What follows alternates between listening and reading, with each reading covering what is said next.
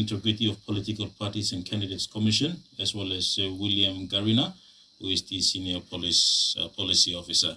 Gentlemen, welcome to the program. Thank you, Kevin. It's a pleasure, and thank you, listeners right around Papua New Guinea. Okay. Now, before we go into our discussions tonight, you might want to give us some update on the number of political parties registered thus far. Thank you, Kevin. As of last week, the commission has registered 53 political parties, and we're also happy that the registration date is closed. Okay. And we're looking forward to the issue of writs next week. So Papua New Guinea now, we have 53 political parties. We don't know yet how many political parties out of the 53 will contest the 2022 National General Elections. In 2017, out of the 45 political parties, I think 44 contested, one political party didn't contest. And, well, it was a good number. In previous elections, some political parties contested the National General Elections and some didn't contest the National General Elections. But, political parties, they to contest elections, win seats in parliament and then form government. That's right. So that's the reason why political parties are established. The last time I heard was we registered 51 political parties. So now we have two inclusion. Which two new political parties came on the scene? Well, 11 political parties out of previously were deregistered, but then some successfully appealed. Okay. So these two are part of the ones that were appealed. Okay, so the registration is closed. Normally, how long does it take for the registration to be open again? Well, the registration process is ongoing. Okay. But for the 2022 national elections, if political parties want to contest the 2022 elections, it's closed for now. But we're still accepting applications. It's like registering a business with the Investment Promotion Authority. Business activities goes on. The normal process, application process goes on. But to the certain period, the organic law and the integrity of political parties and candidates require for the political party to contest the next, after they are registered, to contest the next election after the registration. For the 2002 National General Elections, it's closed now. So for political parties who are registered after, during the elections, or maybe in June, July, August, they will be contesting a by-election if a by-election comes up, or they'll contest the 2022-27 general elections.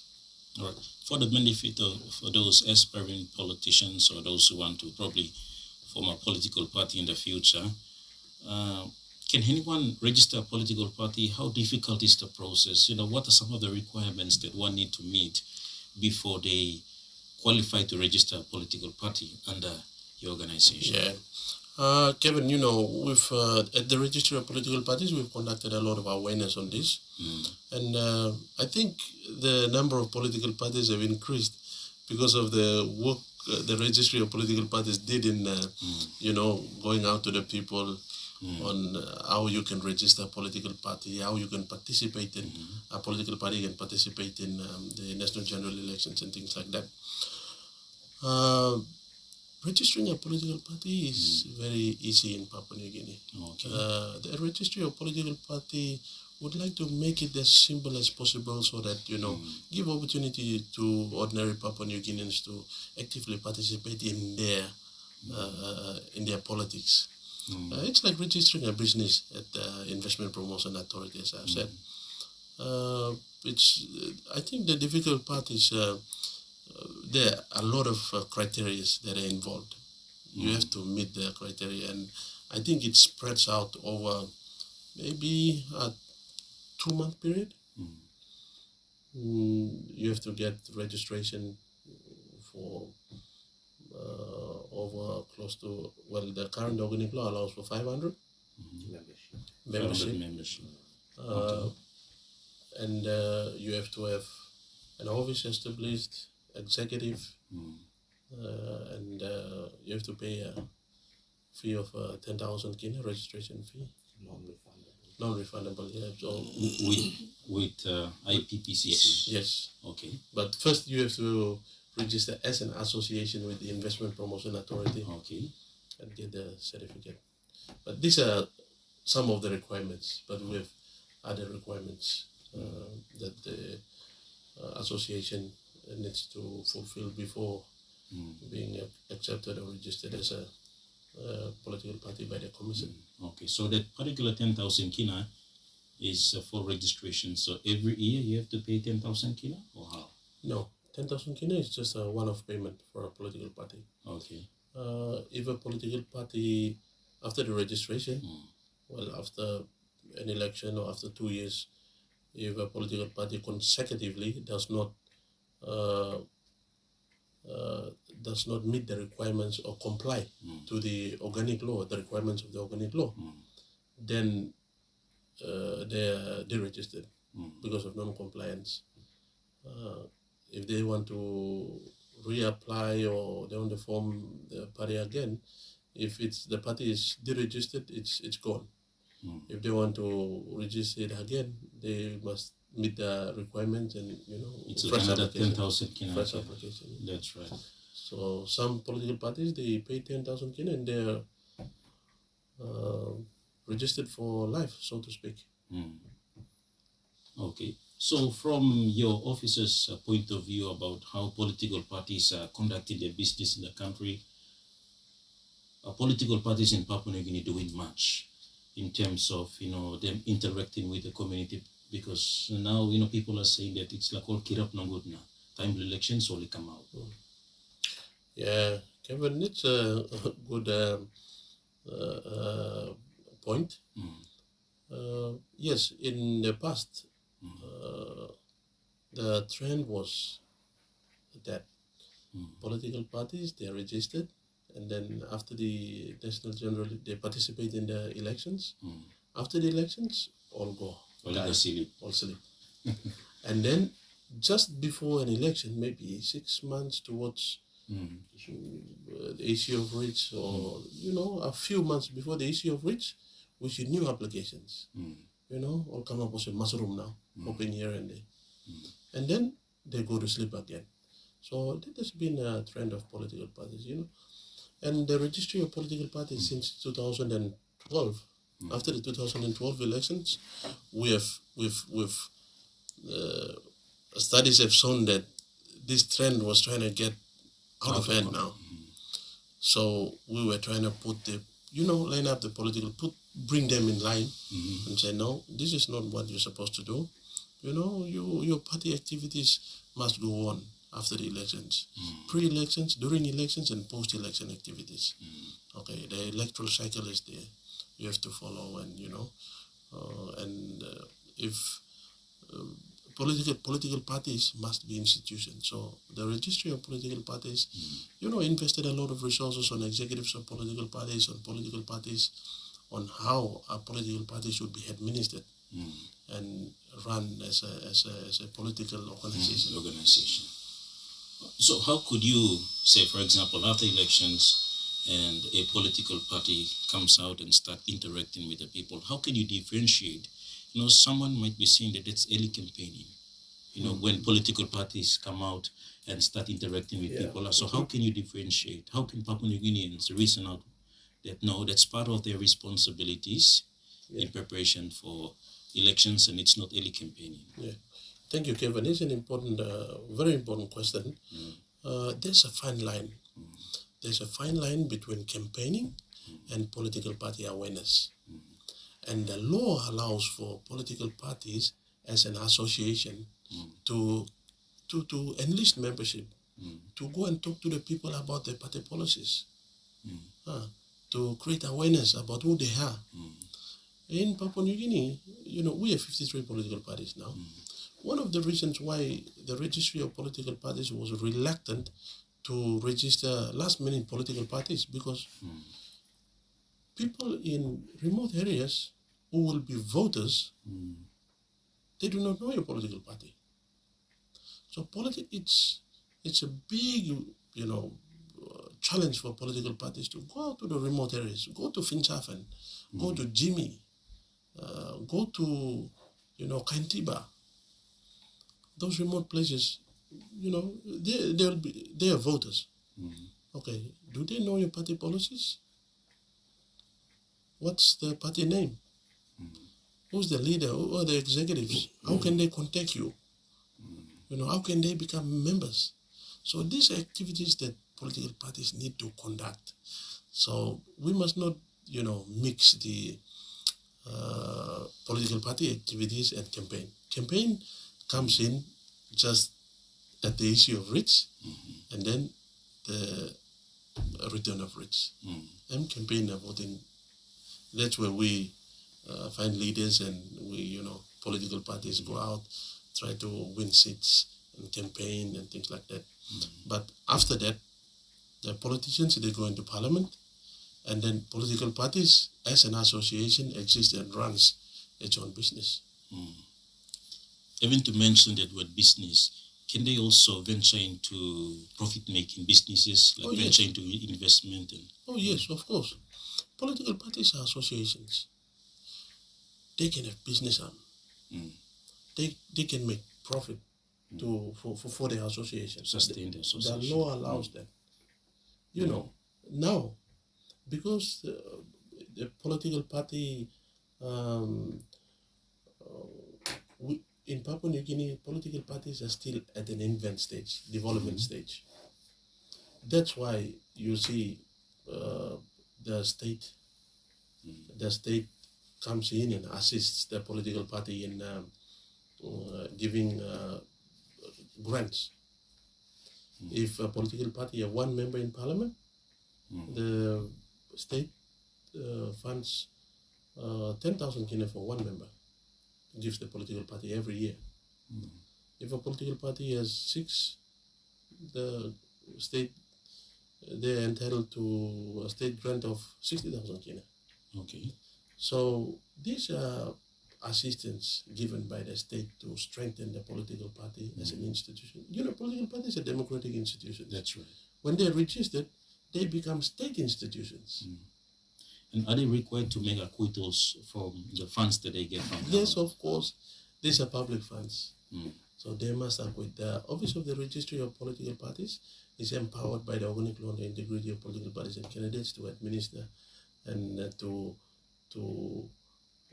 have the political parties be accountable to the public money that they receive. And does IPPCC comes in this regard as well? Yes, we do. The registry of political parties comes in. The political parties must acquit for the money. We monitor their bank accounts on how they're using that money, and they have to do annual returns, election returns on how they're using the state, the public funds. Okay, so thus far, which political party has met all the requirements, has got all the ticks, has paid the requirement to make acquittals to the government? Yeah. Okay, the 11 political parties that have been recently deregistered were deregistered on the basis of non-compliance. So some of the reasons, main reasons were non-compliance and in the annual returns. But the rest were complying, because this is one of the major compliant requirement for the organic law. So they can't, if they don't, then we deregister. And sometimes in political parties, the registry makes sure that they pay penalties if they want to stay registered. Okay. So since 2007 up until now, which political party has submitted its annual financial reports to date? Well, from what you know?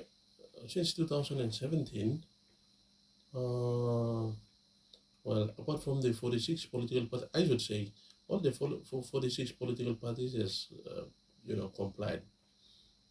Apart from the 11 that we've deregistered, but out of the 46 political parties that have contested, I think 23 won seats in parliament. Yeah. So out of the 23, let's say the 23 that have won seats, they have complied and they have done their annual returns. One of the major requirements is the annual return must be checked by an independent auditor. So this is a requirement that the political parties who have won seats in parliament in 2017 did. Okay, well, thanks, Emmanuel. Let's go over to William.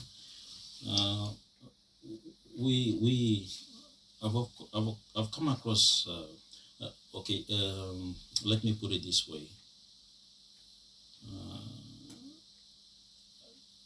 Have you come across instances where a leader of a political party, current political party, contesting and another political party?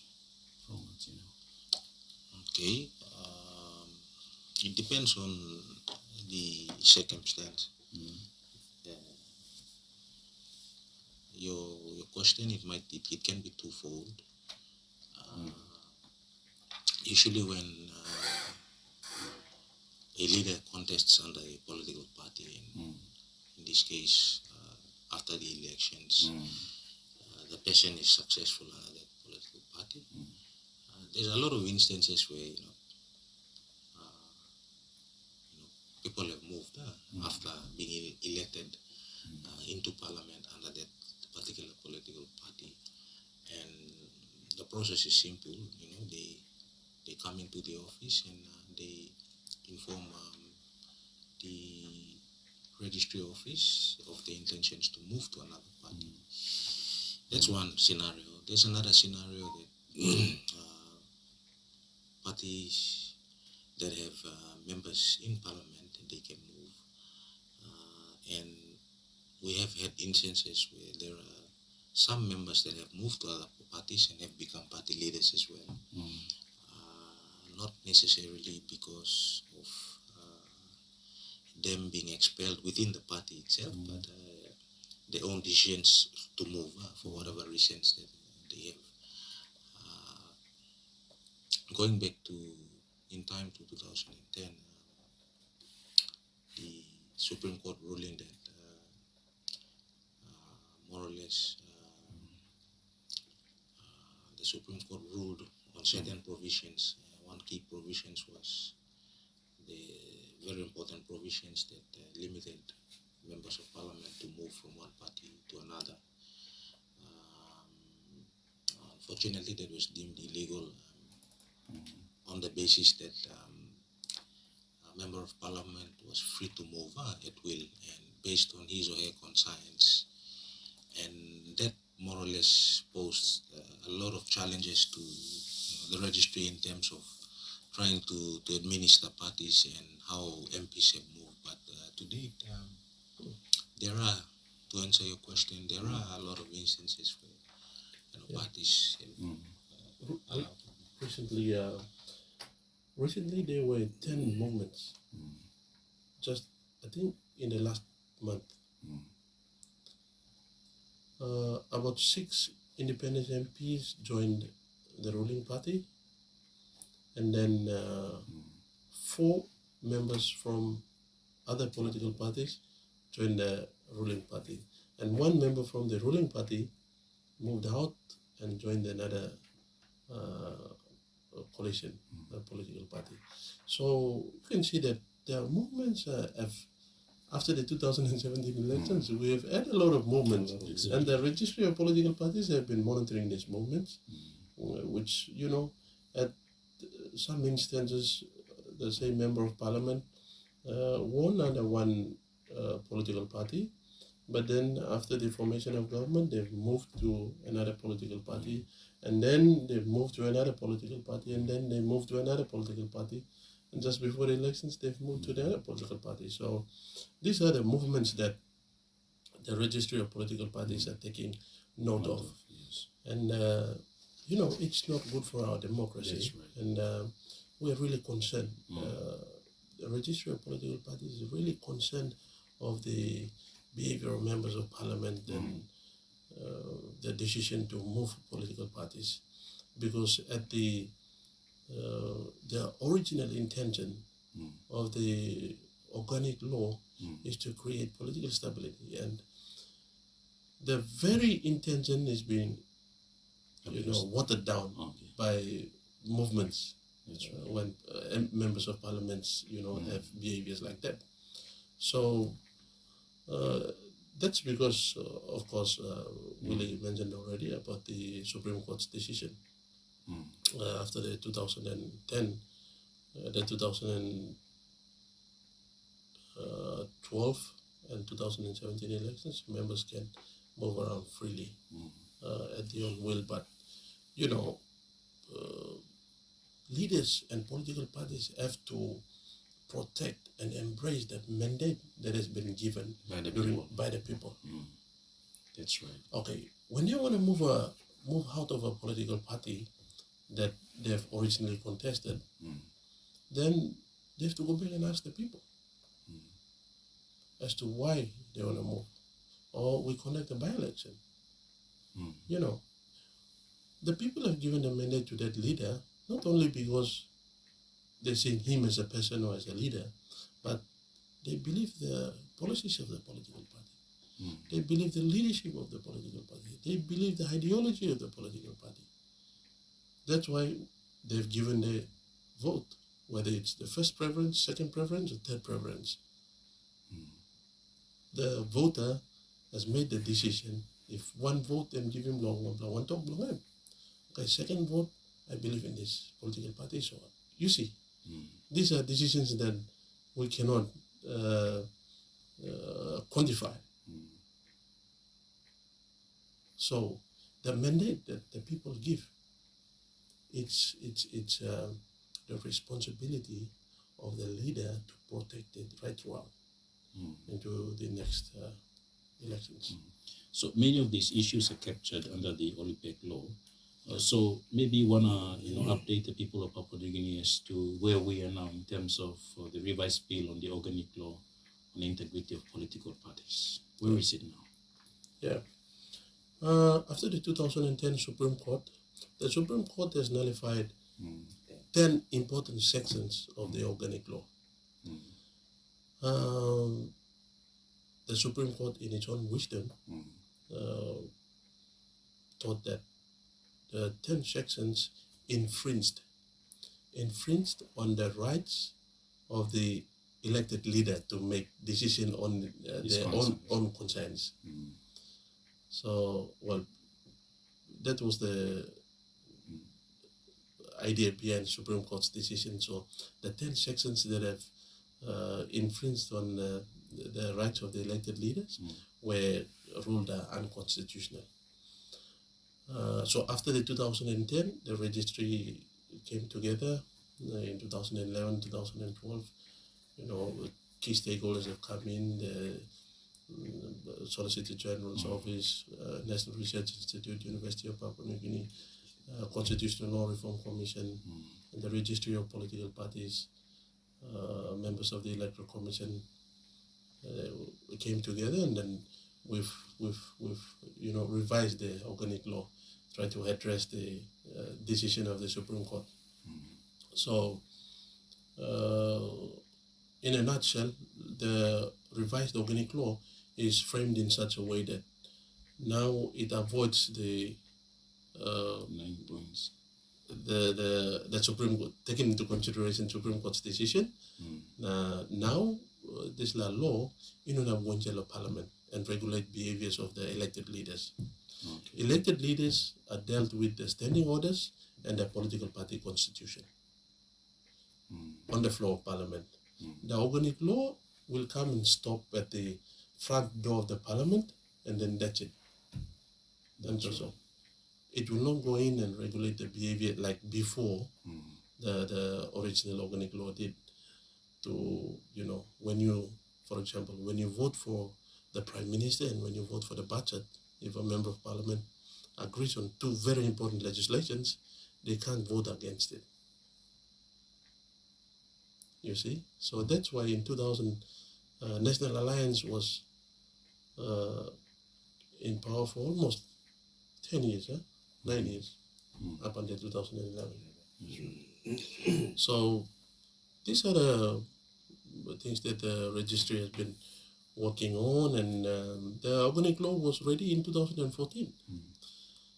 But then there was no political will. We've talked about it, discussed, went into the caucus, talked to the government, and it was out of registry's jurisdiction and went into parliament. So it was parliament's property since 2014. And then the 2017 elections came around. We have to resuscitate it again.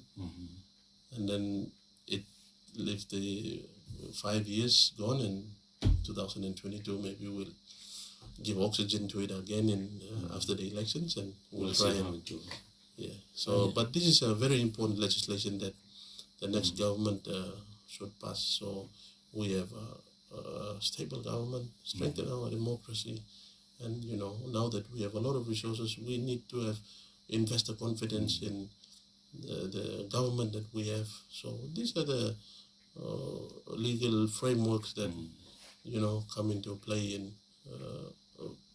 in giving our democracy make our democracy a vibrant democracy in the region.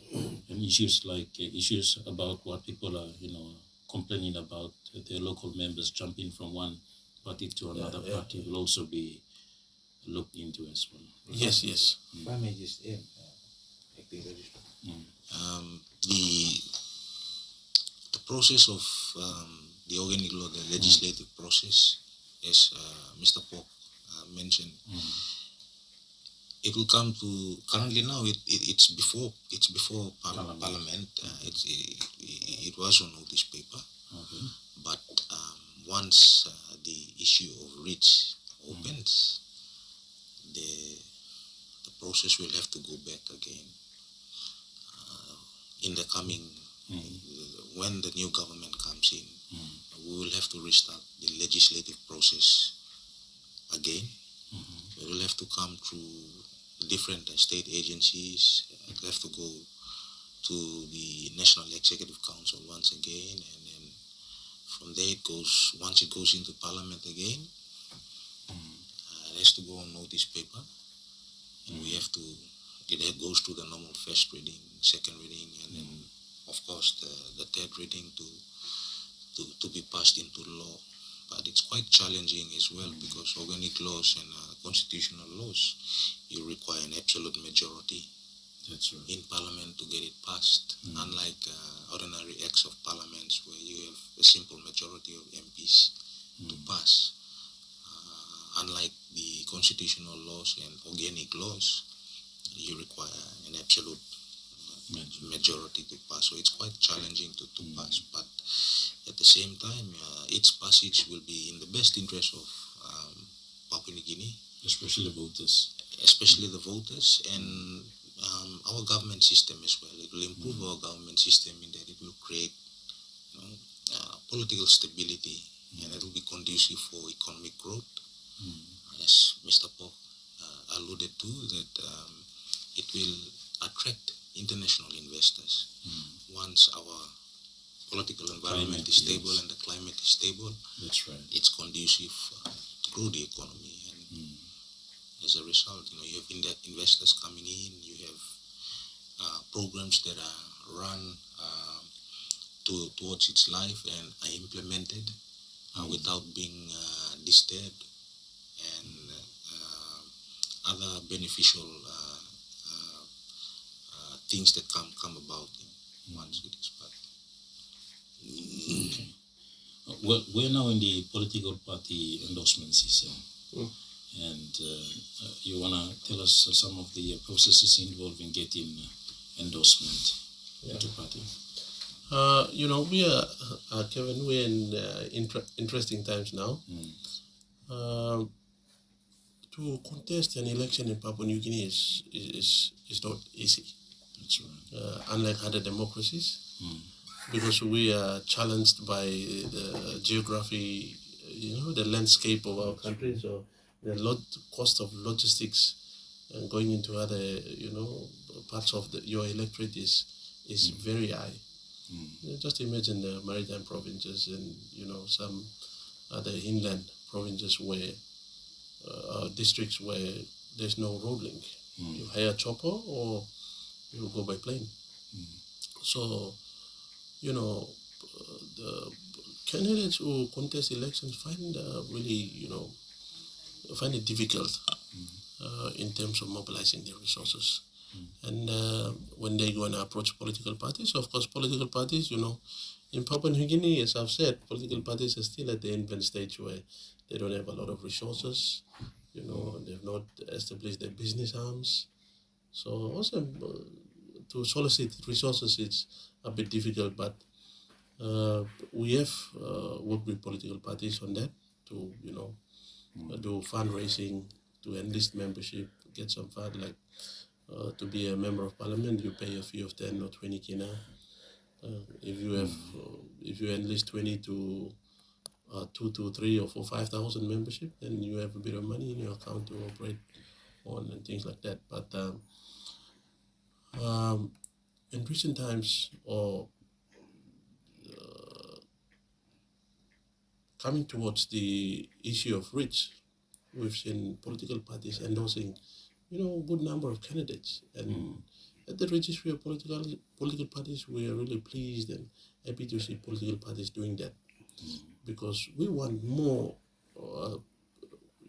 candidates endorsed by political parties, so that when political parties or candidates get endorsement, they are loyal to their political party. And these candidates, when they join a political party, they subscribe to the party policies, party constitution, the ideology, the principles that the political party believe. They submit to the leadership of the political party. So when the candidates get endorsement, they, and they get a little bit of support, like printing their posters and, fuel money or can something else happen. So these are important contributions that political party make to the candidate. And in return, the candidate must be loyal to the political party. Because when they are endorsed by a political party and the voters, they believe in the political party. For example, you're endorsed by a political party in certain electorate. The previous leader of the political party is a good leader and it comes from that part of the region. So they believe in that political party. So one reason why the candidate collects the vote is because of his own leadership as a person, but the other reason is because of the political party and the party support that he gets from the political party. So usually the votes or the mandate that will be eventually given to you is like double sword. One is because of your undoing as a candidate, but one is because of the party. So when a candidate wins and comes into parliament, they must realize that, acknowledge that, and be loyal to that political party. Stop on the Muslim political party when 5 years finished, because the voters have recognized yourself and the political party and gave them a mandate. How about you look savelo interest belong all voters? Example, me come up membership in Salombla political party and me pay maybe 100 kina. But at the end of the day, this political party endorse him on candidate. Or maybe party leader me go na run underneath the political party. So me also want to member of the political party, na want to voter, he believe in this political party. And how by me, kisim look save also, look also more kemani me no kisim mani One good question. Law registry of political parties too. Mipla la protect interest belong all people, all come up member of this la political party. That's why Mipla all activities belong Mipla gear him towards strengthening this la political party, also one play institution. We leave the personality out of the institution. Okay, member of parliament, come up head to this la political party, but time em lose. Em no can carry this la political party one time go lose. Okay, em as a person can lose. Law come up member of parliament, but this la houseman or this la political party or this la houseman, em must stop yet. So that's why Mibla, like in all people belong in this la country. Suppose you come a member belong the political party, you must participate in activities of this la political parties. You must survey all policies of this la political party. You can come up member that's all give him kina come up membership fee that's all na. You paseman you na work Garena lose thing na expecting party lo come back na tutok lo you. Okay. Emo sem association na house basketball association. Time lo basketball na training come up. You must go pilai you go support him this la team lo you.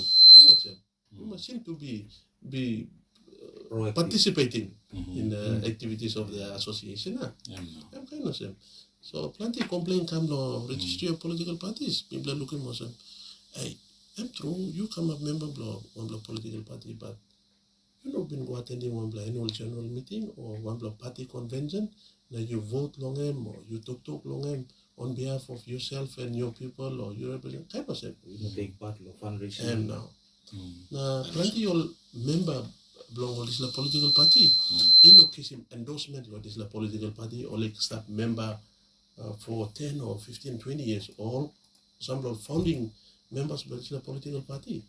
In no case endorsement, them all up contesting elections. So why this la come up? Okay, law registry of political parties.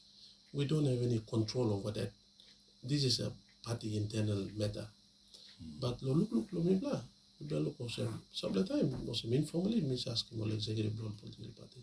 Because in this man, I'm strong supporter of this party and I'm stop long time, this political party. I wanna you play endorsing this la mana. Also, plenty reasons I missed up. Some players also look this la man in a window, this la seat, strong plus seat now, candidate them all stop long end. And we want a strong man, okay? Reason also. Okay, Emmanuel, sorry, time I catch up on the email, so I think by email is awesome. Thank you truly to follow coming Sunday with the talking the program. Good day. Thank you, Thank you, Thank you, listeners.